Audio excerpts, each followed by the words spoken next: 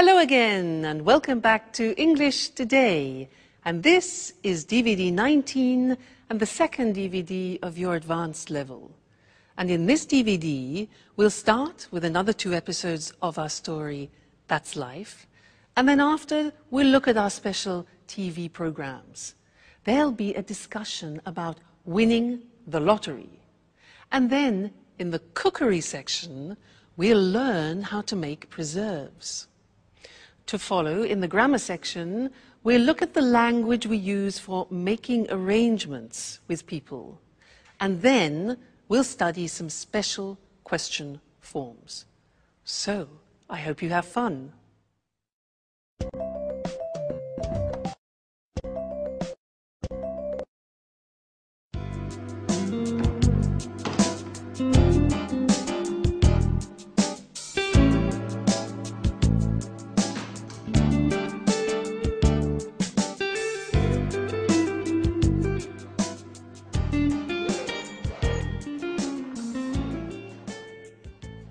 Here we are, home sweet home.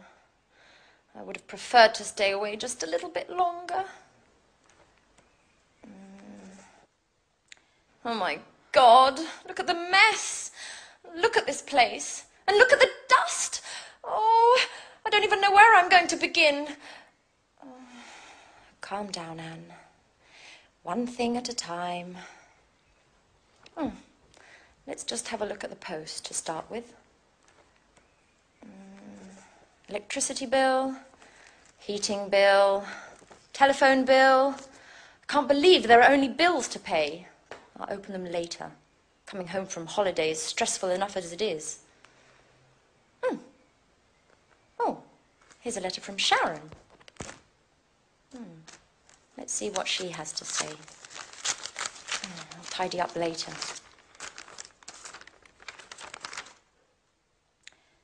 Dear Anne, I would have preferred to say goodbye in person, but you had already left for your trip to Italy.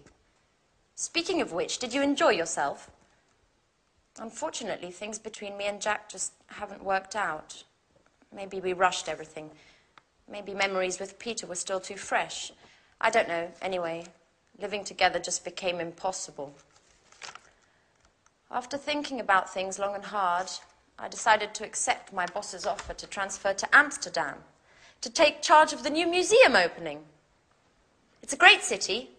In any case, I need time to get my life in order and, well, I hope everything's fine with you. Don't move. Oh, don't hurt me. There, you'll find all my money there.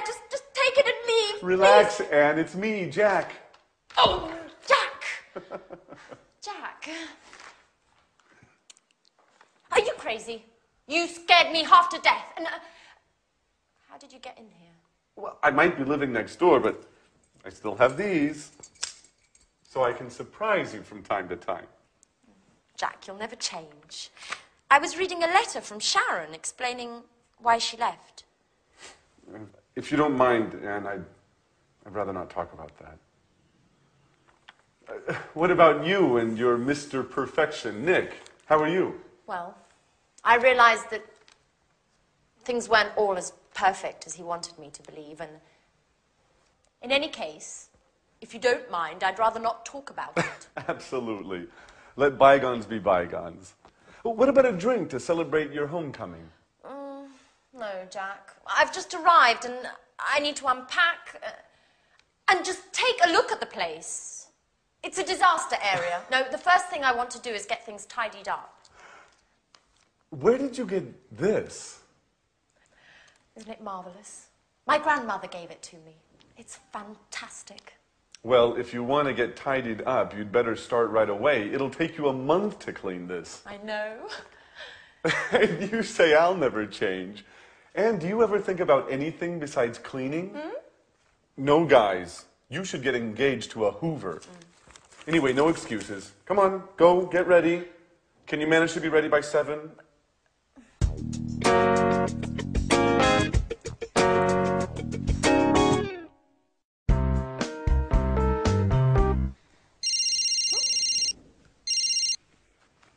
Hello?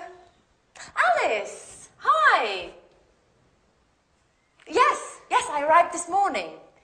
And I'm here with Jack now. He says hello. Yeah, she says hello. I'm so happy. You know, Jack insisted on cleaning the whole house straight away.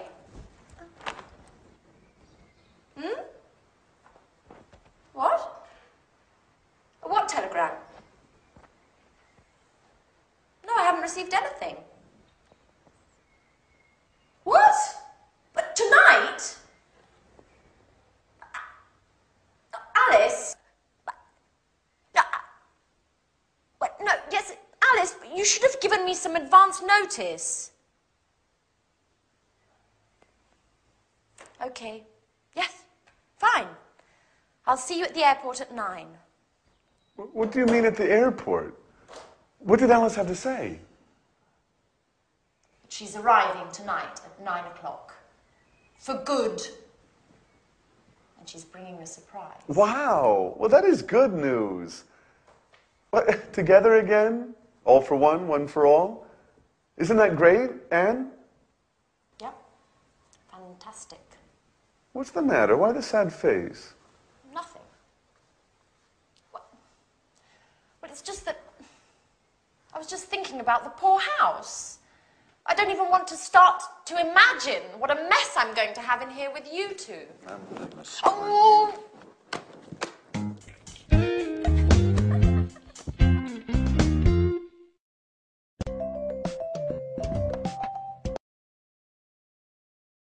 Hello, and welcome back to your live English language TV program. Did you notice in that episode that Jack was trying to invite Anne for a drink, and he was using the language of making arrangements? Well, that's what I want to study with you now in this lesson. And to do that, I want to use the telephone. Now, listen carefully to the conversation that I have, okay? Oh, miracles can happen. Hello? Oh, hi, Jane. How are you? Yeah, fine, thanks. Very well. Well, lots of work at the moment, actually. Yes, I know. I look forward to the weekend, too, just to relax a bit. And how about you? Yeah? Oh, what's going on?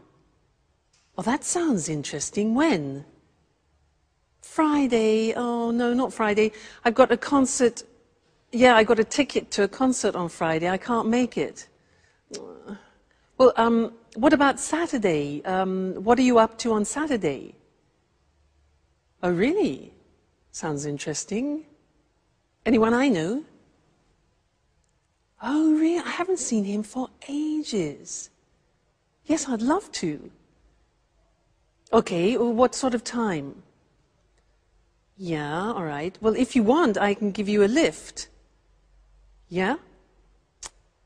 Let's say I'll pick you up at about 8-ish. Great. Oh, by the way, what type of clothes? Is it posh? Is it casual? Fine. All right, great, great, great. Well, I really look forward to it. All right then, good. See you then. All right then. Bye. Now, did you notice that was a nice invitation, that? I was using certain phrases which are very common in English when we are making arrangements. And that's what I'd like to look with you now on the screen. All right? Making arrangements. So, first, suggesting an appointment. Now, there are various things we can say in English to suggest an appointment. For example, what are you up to on Friday? Now that's unusual. The verb is to be up to. What are you up to on Friday? So that's a colloquial expression, and it means just simply, what are you doing? What are you up to on Friday? Other expressions, this you already know, we've learnt it. How about, or what about going to the cinema? Remember those? So they are informal. Another possibility is, could you manage a meeting on Friday? This is a bit more formal. Manage means organize. It's a word we use very often. Okay? Could you manage a meeting on Friday? Another possibility is, do you think we could meet up? Do you think we could meet up, which means get together? And also, I wonder if we could go. For example, I wonder if we could go to a show together. I wonder. So, wonder is a word which we use, and it's talking about thinking something over. All right? So, those are different ways of suggesting an appointment. Now, usually, when somebody suggests an appointment, you have to look in your diary. Now, remember, we say diary in English, we don't say an agenda. Okay, so you look in your diary to see what your availability is. And you can say, for example, on the phone, you say, just a minute, I'll have a look. I'll have a look in my diary. Or you could say, let me just look in my diary. Two very common expressions. Now remember, alternative words for diary are an organizer or a day planner. These are words which are often used. Day planner and organizer. All right? Good. Now we have to talk about a time. So you could ask, are you free at 8 o'clock, for example? Or could you manage, you notice manage again, organize. Could you manage Tuesday? Or would Friday at 5 suit you? Now look at the spelling of that. S-U-I-T. We don't say suit. We say suit. And suit is very common. It means to be convenient. So, would Friday at 5 suit you? Another very common one is, could you make it? Could you make it on Monday, which means could you organize yourself? Could you make it on Monday? Or another possibility is, when would you be available? Available. More formal, when would you be available? All right? Great. So now, we've talked about the time. If you want to reject, say no to a suggestion and an arrangement, these are the possibilities. You can say, I'm sorry, I'm booked up on Friday. Now, booked up means that your agenda is full, okay? So I'm booked up, my agenda is full, my diary is full, my day planner is full, okay? So, you can also say, I'm afraid I'm busy on Friday. I'm afraid. Now, I'm afraid means unfortunately. It's the same meaning. Unfortunately, I'm busy on Friday. All right? Or unfortunately, I can't make it, which is what we've used before. Great. Now, if you want to accept the suggestion, you can say, I'd love to, which is something we learned in socializing. I'd love to, or that'd be great. That'd be great. That would be great. And the last thing is to confirm the arrangement. So here you can say, fine, so that's Wednesday at 7 o'clock in your office. Notice we say, so that's Wednesday at 7 o'clock in your office. So that's. Good. I'll see you later then is less formal. And more formal, I look forward to seeing you on Friday. Remember, we've learned that expression too. I look forward to seeing you on Friday. Very common. All right, so that's all the language of making arrangements. And I look forward to seeing you again in our next lesson. So until then, goodbye.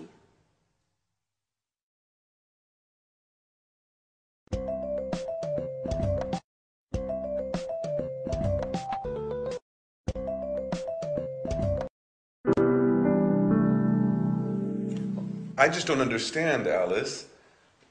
Why did you leave the job you were doing with your father? Had you started arguing again? No, well, Not exactly. You know, working with my father is very difficult. We just have a completely different artistic view of things. And you know how I am. After a bit, I just get bored of doing the same things. I need new horizons. Well, what's wrong with working on a set? Wasn't it satisfying enough? Sure, of course. You know, in the long run, even the most satisfying things can get boring. And, of course, I met Edward. By the way, Edward is a Scorpio. Ooh, that's really interesting. Have you noticed what a magnetic look he has about him? Well, it's kind of hard to see his eyes from behind that camera. I wonder if he ever puts it down. Does he take it to bed with him? Stop! No, no. It's not going to work like that. You guys aren't acting naturally at all. You're too stiff. You look like statues. What we need here is expression, involvement, passion. Come on, let's do another take of that last scene. Which scene makes us look stiff? We're simply talking here, Edward. That's what I mean. Do it well. Let your inner self flow. Express your fears, your hidden desires. You, and yes, you are in love with Jack, aren't you? Don't be afraid. Show your true feelings. Show him what you are capable of. Well, besides the fact that I'm not in love with Jack anymore. Well, who told you, anyway? Okay, let's take 5. Maybe it's better if I leave you alone. Excuse me, Alice. Could you tell me where I can watch this material in peace and quiet? Go on into my room, Edward. I'll be with you in a minute.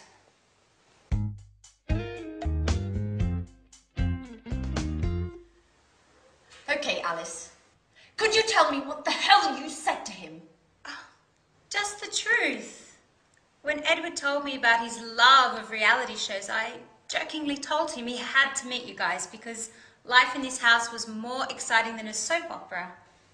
He asked me why, and I told him everything. Okay, what exactly do you mean by everything?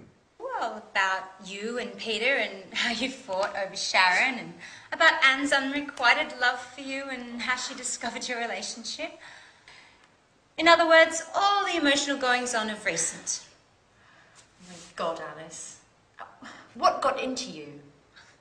This is so embarrassing. You know damn well I'm reserved about these things. What am I supposed to do now? Just be yourself. There's nothing easier, is there? What's the matter? Nothing's the matter for you, that's for sure. We're the ones that end up looking ridiculous. Just for the record, what is Edward planning to do with all of this interesting material? What does he do for a living? Edward is a director, a great director. And as far as your other question is concerned, that's a surprise. I can't say anything yet. At any rate, you'll find out soon. My God, Alice. Your surprises are starting to trouble me.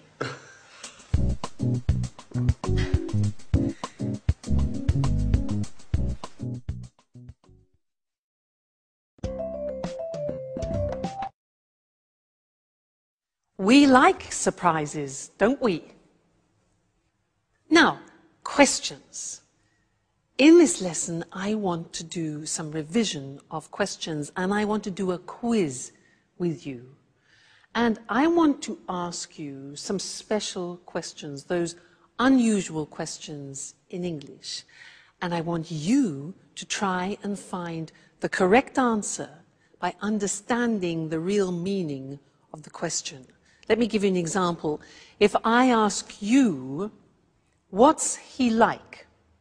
What's he like? What answer would you give me? What's he like? You remember? Okay, it's not the verb to like and dislike.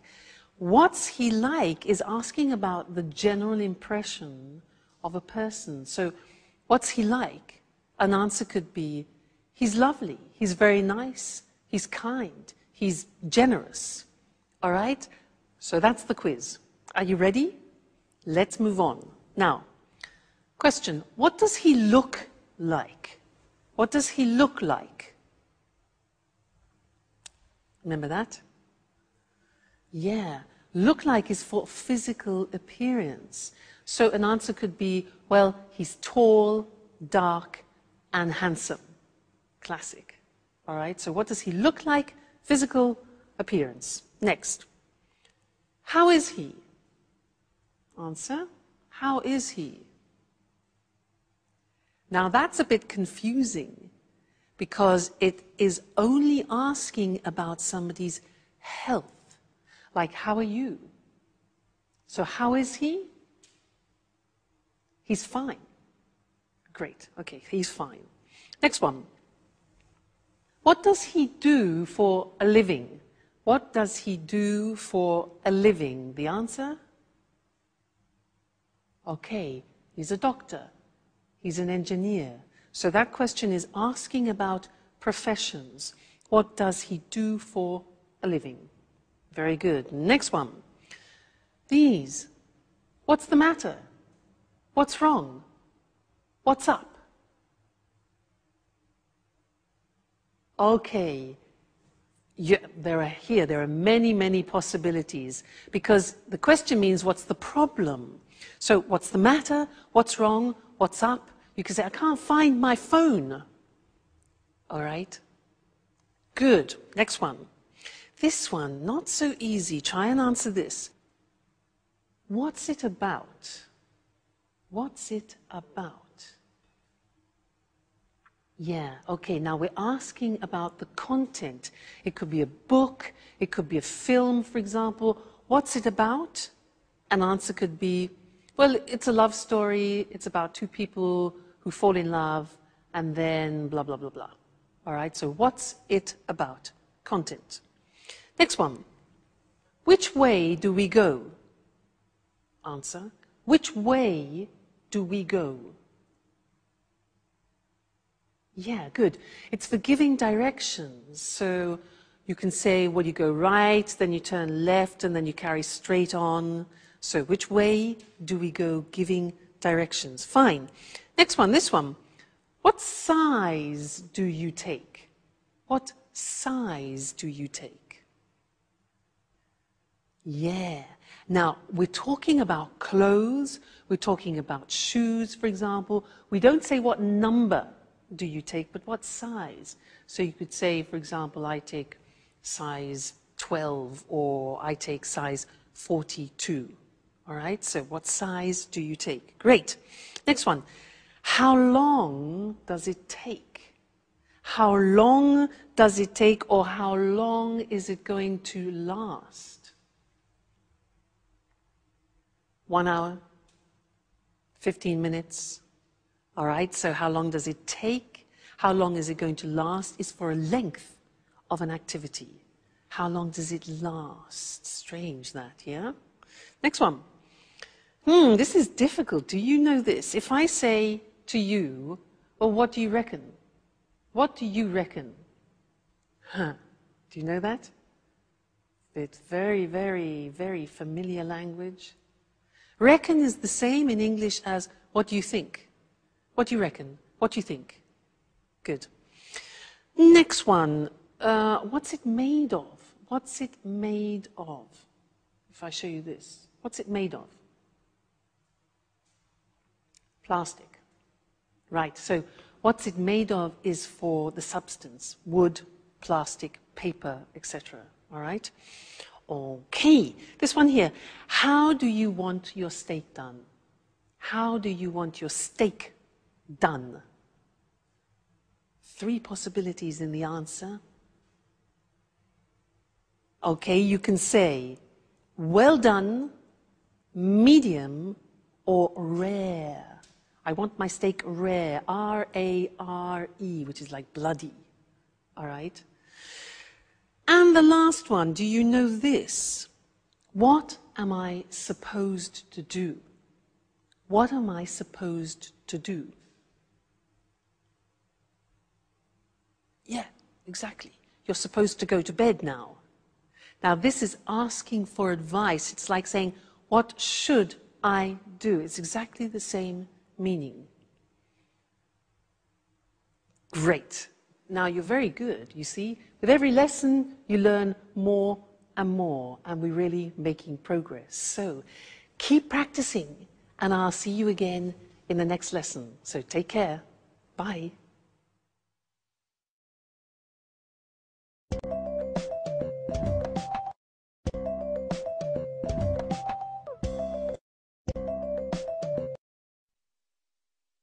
Hello, everyone. Welcome to Let's Talk, the evening discussion program with our two commentators, Tom and Marie. Good evening, everyone. Good evening. What have you got in your hand, Tom? Well, I bought a lottery ticket on my way here to the studio. I thought I'd try my luck. You know, the first prize is £20 million at the moment. Ooh, quite a penny or two. And what would you do if you won £20 million? Well, I think the first thing I would do would be to set off to the Caribbean to veg out for a couple of weeks, just to give myself time to think about what to do next. Any ideas at all? Well, I'd certainly want to have a good time just after winning anyway, but I wouldn't fritter away all the money on parties and things. Sounds sensible. And you, Marie, if you won £20 million, what would you do? What I'd love to do is start up my own business. I wouldn't want to stop working altogether, but I'd really want to be my own boss for a change. Oh, what sort of business would you get into? I think I'd buy a big country house and convert it into a hotel. Not too big a place, I guess.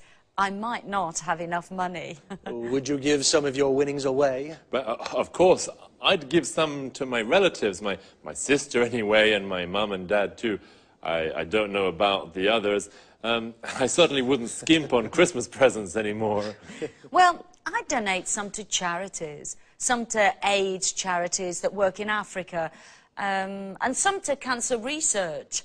I'd invest some of it pretty soon after winning to make sure I didn't spend it all. Do you think all that money would bring any problems? Well, I've heard you get a lot of letters from people begging for money.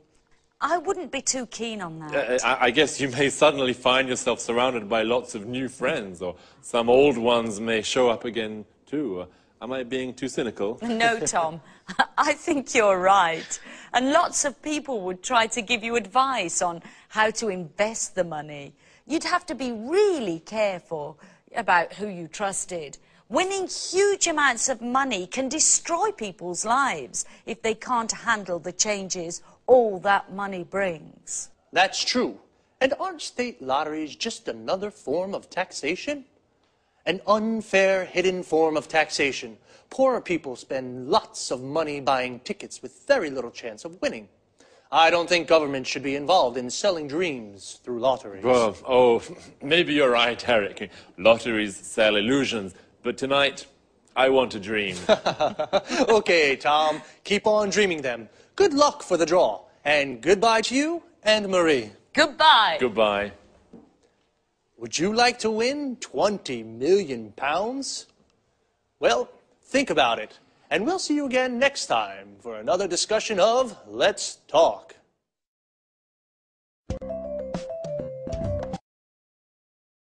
Well, what would you do with £20 million? Would you set off for the Caribbean like Tom? We say set off for a destination. This means to start a journey. He would veg out for a few weeks to think. To veg out means to relax completely. It's an informal expression. It would be a shame to fritter away the money. To fritter away means to waste. If you fritter away money, you spend it on useless things. Would you keep on working? To keep on doing something means to continue doing something. So, keep on working means continue working. Or would you stop working altogether? If you stop doing something altogether, it means you stop completely. I would start up my own business like Marie. To start up means to create. To start up a business means you create a new business. I'd like to be my own boss. This means work for myself. Are you your own boss, or do you work for someone? Would you like to start up a business? What would you get into? To get into something means become involved in something. I'd probably start up a record shop. I'd like to get into the music business. I'd probably donate some money to charity. Donate to charity means give to charity. Would you donate any of your winnings? Your winnings is the money you win. I guess, though, unexpected people may show up if you suddenly won so much money. To show up means to arrive. And as Marie said, lots of people may start begging for money. When you beg for something, you ask for it desperately. Perhaps I'll try my luck and buy a ticket too. See you next week, or if you don't see me, then it means I've won. Bye.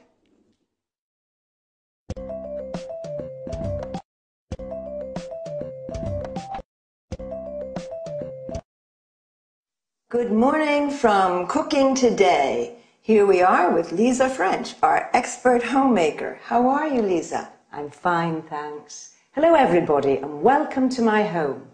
I wonder what you'll talk about today. An interesting theme, preserves. This reminds me of my granny. So what kind of preserves are there? There are plenty. Jams, jellies, conserves, marmalade, syrups, candies, sauces. You see, you can preserve almost anything. Even meat? Of course, meat, poultry and fish. What's your favorite preserve? I have a strong preference for chili sauce. On the whole, I find sweet and sour food particularly tempting. I don't really fancy the two flavors together. As they say, differences are the spice of life. Anyway, what are the actual ingredients for chili sauce? Tomatoes, peeled and sliced in chunks, chopped celery, ground onion, green peppers, a cinnamon stick, chili, mustard, brown sugar, and vinegar. That's all. And meat, I suppose. You're right, mince meat. I adore chili. I'm curious about vegetable canning. What's the right procedure? That's easy. Once you grasp the basic rules, it's quite simple. All you have to do is heat the food in sealed jars. So simple. Well, you must sterilize containers and lids before canning. Now, this may seem like a stupid question, but heating is important, isn't it? Of course. The heat destroys the bad bacteria, so you can enjoy your preserves all year round. Great. And now, what about canned tomatoes? They used to be popular in summer when I was young. Yes, for this preparation, dip tomatoes in boiling water first. Why? To loosen skin. Dip quickly in cold water, then peel them. And once peeled, what else? Cut out stem ends and quarter them. And you boil them again, don't you?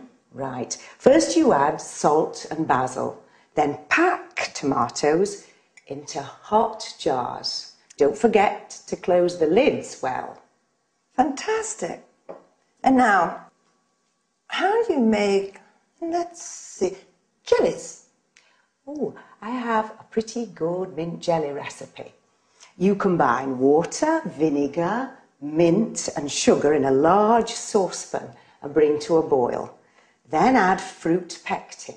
How long should it cook? Heat to a full rolling boil and boil hard for 1 minute. Then what? Just remove the leaves and pour into hot jars. Then seal with paraffin. It's easy. This sounds much easier than I thought. I'll try it. Thank you, Lisa, for your fantastic tips on preserves. And I'm looking forward to seeing you next week. thank you. You're always welcome in my home.